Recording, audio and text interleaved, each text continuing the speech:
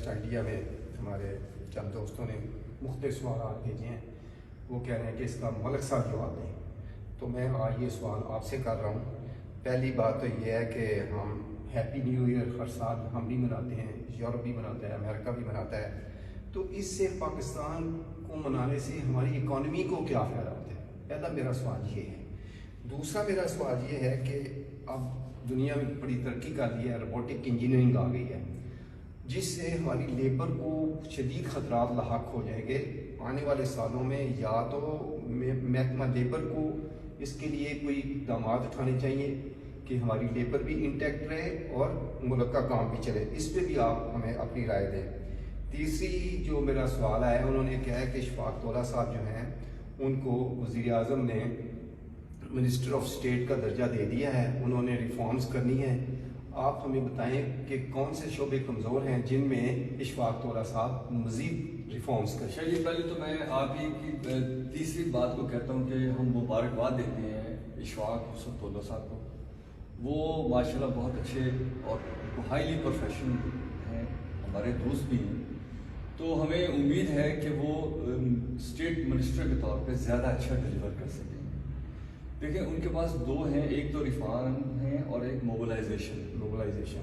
یہ دونوں ایسے شعبے ہیں کہ ہم روز اس پہ بات کرتے ہیں کہ جی ہمارا فلاں سسٹم کام نہیں کر رہا, فلاں سسٹم کے SOPs کا ایشو ہے, فلاں سسٹم کے پروسیجر لیبس ہیں, فلاں پریکٹیکلی امپلیمنٹیبل ہی نہیں ہے, لیکن ہم نے امپوز کیا ہوا ہے. پھر ہم نے اس کو سیو کرنے کے لیے ڈسکریشن پاور رکھی ہوئی ہے. وہ ڈسکریشن جو ہے وہ ڈسکریمنیشن کے باعث بنتی ہے, تو پوری سوسائٹی ایک کانفیڈنس سے باہر نکل جاتی ہے. تو ہم چاہتے ہیں کہ ہم اشفاق طولہ صاحب کو اس پروگرام کی آفر کرتے ہیں کہ سر ہم آپ کے ساتھ ایز اے ورکر والنٹیئرس آپ کو وہ سسٹم دینے کو تیار ہیں جس راستے سے ہم گزر کے آئے ہیں کہ اس میں کتنا پانی ہے, کتنا گند ہے, اور اس کی وجوہات کیا ہیں اور اس کو کیسے کرنا ہے. ہم اپنی انپٹ دیں گے, پھر اس کو وہ ریفارم کریں تو سوسائٹی کو اس کا بہت فائدہ ہوتا ہے. ایک بات. دوسری بات آپ نے روبوٹک انجینئرنگ کی, تو دنیا میں جو محکمہ محنت ہوتے ہیں, یعنی جو جن کا تعلق لیبر پاور کے ساتھ ہوتا ہے, ہیومن ریسورسز کے ساتھ ہوتا ہے, اس کا کام ہوتا ہے کہ ہر وقت نظر رکھتی ہے کہ کیا کیا ڈیولپمنٹس ہو رہی ہیں.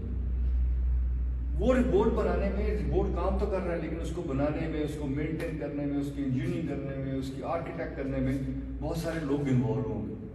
بے شک. تو ہمیں چاہیے کہ ہم اپنی لیبر کی اپ گریڈیشن کریں. ان کو اگر ہم گورنمنٹ کہتی ہے کہ پاکستان میں 25,000 روپیہ دیا جائے کم از کم ویجز, تو گورنمنٹ یہ کیوں نہیں سوچتی کہ ان کو ٹرانسپورٹ جو ہے وہ 10 روپے میں دی جائے, ان کو ریلوے کا نظام دیا جائے تاکہ ورک مین ٹرینیں چلتی تھی وہ چل سکے, ان کو سائیکلنگ کے لیے پاتھ الگ سے دیے جائیں تاکہ وہ سیفلی جا سکیں.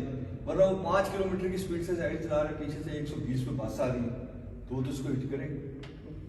تو ہمیں یہ چاہیے کہ دوسرا ہم اس کے لیے اسپورٹس کے گراؤنڈ بنائیں بچوں کے لیے, اس کے اوپر محنت کو کام کرنے کو تیار ہیں. اسکول بنائیں, ان کے لیے ایک اچھی ریزیڈنس کا بندوبست کریں, ان کے لیے سستی فوڈ کا انتظام کریں, ان کو کام کرنا سکھائیں, ان کی کیپیسٹی بلڈنگ کریں تاکہ ان کو اچھا ملے.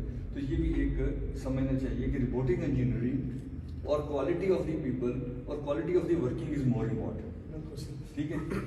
اب تیسری بات جو آپ نے نمبر 1 پہ کی ہیپی نیو ایئر کی, تو دیکھیں سال نے تو ختم ہونا ہی ہوتا ہے, ہماری زندگیوں میں ہوگا, ہماری زندگیوں میں بات ہوگا. دنیا بھر میں اس کی چھٹیاں دی جاتی ہیں, لیکن سر یہ بہت بڑا اکنامک فیسٹیول ہے. ہمیں یہ دیکھنا چاہیے کہ جیسے میلے ہوتے تھے, ٹھیلے ہوتے تھے, وہ دوسرے عرس ہوتے تھے, چراغاں ہوتے تھے, تو وہ سوسائٹی میں وہ چیزیں بندہ خریدتا ہے جو اپنی فیملی کے ساتھ جاتا ہے, تو عام طور پہ وہ چیزیں خریدتا ہے جو اس کے بچپن کے کمپلیکس ہوتے ہیں, جو اس کو بچپن میں لائکنگ ڈس لائکنگ ہوتی ہے, وہ اپنے بچوں کو اس کو انٹروڈیوس کرانا چاہتے ہیں. اس سے جنریشن گیپ بھی کم ہوتا ہے. بالکل صحیح کہہ رہے ہیں آپ. ٹھیک ہے نا. تو میں جاؤں گا, مجھے آج بھی ٹھیلا پسند آئے گا, مجھے وہ جو گڈا سا چلتا تھا وہ پسند آئے گا, مجھے اس طرح کی چیزیں نظر آئیں گی. پھر اس سے اکانومی میں ایک لوگوں کے اندر مرجر ہوتا ہے کہ میں آپ کو کہہ رہا ہوں Shah ji well done, happy new year, تو وہ اسی طرح کا ایک فنکشن ہے. اس کو بہت زیادہ ریلیجیس نان ریلیجیس کرنا وہ میرا کام نہیں ہے. میں تو اس کو اکانومی کے حوالے سے بات کر رہا ہوں کہ یس اکانومی میں ہے, لیکن آپ کے جو ایکسپورٹس ہوتی ہیں اس کا سب سے بڑا سیزن جو ہے وہ دسمبر ہے. اس کے دونوں ایونٹس ہیں, اور ان ایونٹ کا نتیجہ نکلتا ہے کہ پوری دنیا میں بائنگ ہوتی ہے. تو ہمیں چاہیے کہ ہم ان ساری چیزوں کے فیسٹیول کے لیے کام کریں اور پاکستان کو ایک ریئل پاکستان بنانے کے لیے دن رات جڑ جائیں اور لوگوں کو کام کرنے، کمانے، کھانے، خرچ کرنے، جمع کرنے کا اختیار دیں اور ہر محکمے کو کہیں کہ اس کے ساتھ جڑ جائے اور اس کی فیکٹری چلوائے، اس کا ساتھ دے اور اس کے ایڈوانس ٹیکس یا ود ہولڈنگ کو ختم کیا جائے تاکہ اسمگلنگ اور جو انڈر گراؤنڈس ہماری اکانومی ہے وہ میدان میں آئے اور کریڈیبل اکانومی کی طرف ہم چلے جائیں. Thank you.